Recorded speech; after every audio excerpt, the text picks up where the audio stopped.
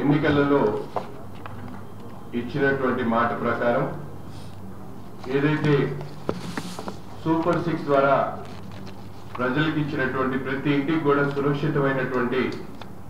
మంచినీరును అందిస్తామనేటువంటి మాటను గౌరవ ముఖ్యమంత్రి గారు చెప్పడం జరిగింది. అంతేకాకుండా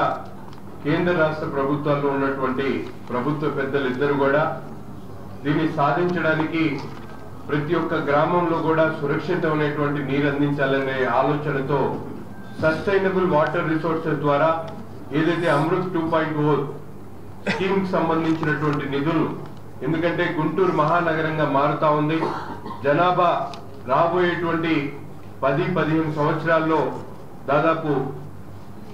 20,45,000 ఇక్కడ అంచనాలు ఇచ్చారు. 20 లక్షల జనాభాగా అభివృద్ధి చెందుతుంది. కాబట్టి వీటి అవసరాలను దృష్టిలో పెట్టుకొని మర్జ్ విలేజెస్ తో పాటు కోర్ సిటీలో ఉన్నటువంటి అన్ని ఏరియాస్ కూడా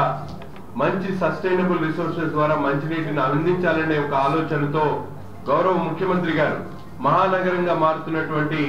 గుంటూరు నగరంలో అవసరమైనటువంటి మంచినీటి సదుపాయాల్ని పూర్తిగా మెరుగుపరిచేటువంటి విధంగా కృష్ణానది ద్వారా దాదాపు అమృత్ 2.0లో 330 కోట్లతో లైన్ వేయడమే కాకుండా సంపులు కానీ, ఓవర్ హెడ్ ట్యాంక్స్ కానీ, రిజర్వాయర్స్ కానీ వీటినన్నిటి కూడా ఏర్పాటు చేసేటువంటి కార్యక్రమం తీసుకోవడం, అంతేకాకుండా 32 కోట్లతో మెర్జ్ విలేజెస్ లో ఉన్నటువంటి యుఐడిఎఫ్ ద్వారా డెవలప్మెంట్ యాక్టివిటీస్ లో కూడా దాదాపు 200 కోట్ల రూపాయలు గుంటూరు నగరానికి కేటాయించడం చాలా సంతోషం. పెద్ద ఎత్తున నగరంలో మంచినీటి ఇక్కట్లు లేకుండా ప్రజలు ఈ రోజు కూటమి ప్రభుత్వాన్ని ఎన్నుకున్నందుకు ఒక మంచి గిఫ్ట్ గా చంద్రబాబు నాయుడు గారు,